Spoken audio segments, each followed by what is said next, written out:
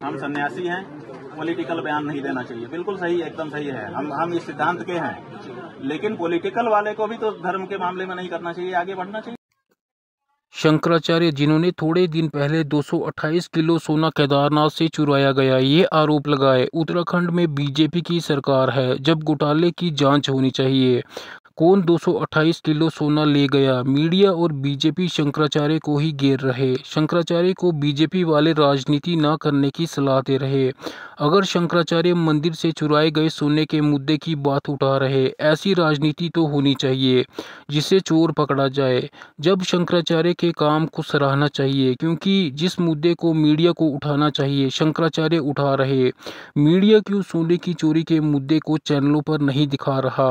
अगर यही कांड किसी गैर बीजेपी राज्य में होता तो मीडिया दिन रात यही न्यूज़ चलाता। आरोप उस राज्य पर है, यहाँ बीजेपी की सरकार है, इसलिए मीडिया चुप है। पीएम मोदी तो धार्मिक कार्यों में बढ़ चढ़ के हिस्सा लेते हैं, तो फिर केदारनाथ में 228 किलो सोना चोरी हुआ, उस पर क्यों नहीं बोल रहे? पीएम मोदी क्यों चुप हैं? पीएम मोदी अंबानी की शादी में गए थे तो थोड़ा टाइम इस पर दो शब्द बोलने के लिए भी निकाल लेते।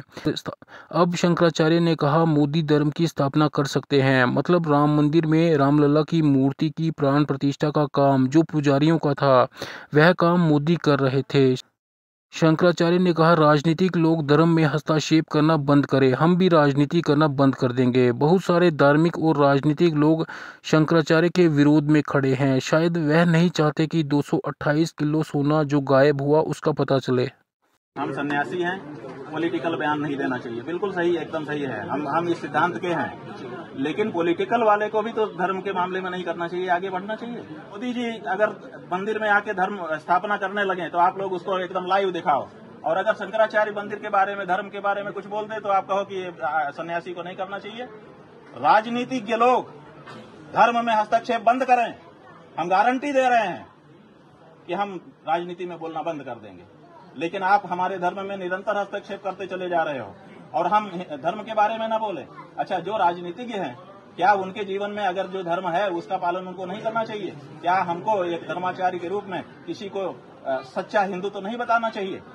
क्या हमको विश्वासघात जैसा जो पाप है उसके बारे में लोगों को, जनता को सचेत नहीं करना चाहिए? देखो, अगर तुम धार्मिक हो तो तुमको किसी के साथ विश्वासघात नहीं करना चाहिए। ये बात हमको नहीं कहनी चाहिए। हमने कोई राजनीति की बात नहीं कही, हमने धर्म की बात कही है। क्यों? क्योंकि केवल हम हिंदू हैं कह देने से नहीं होगा। जब हम धर्म के मर्म को जानेंगे और उसको अपने जीवन में अपनाएंगे तभी हम हिंदू होंगे। तो धार्मिकता अपने सच्चे स्वरूप में लोगों के जीवन में प्रतिष्ठित हो, उसकी व्याख्या समय समय पर अगर धर्माचार्य नहीं करेगा तो धर्माचार्य अपना कार्य नहीं कर रहा है ये माना जाएगा। इसलिए जहाँ जैसा मौका होता है वहाँ हम धर्म की व्याख्या करते हैं। हमारा राजनीति से कोई लेना देना नहीं है, लेकिन राजनीतिज्ञ को भी अपने जीवन में धर्म का पालन करना चाहिए, विश्वासघात जैसा कार्य नहीं करना चाहिए।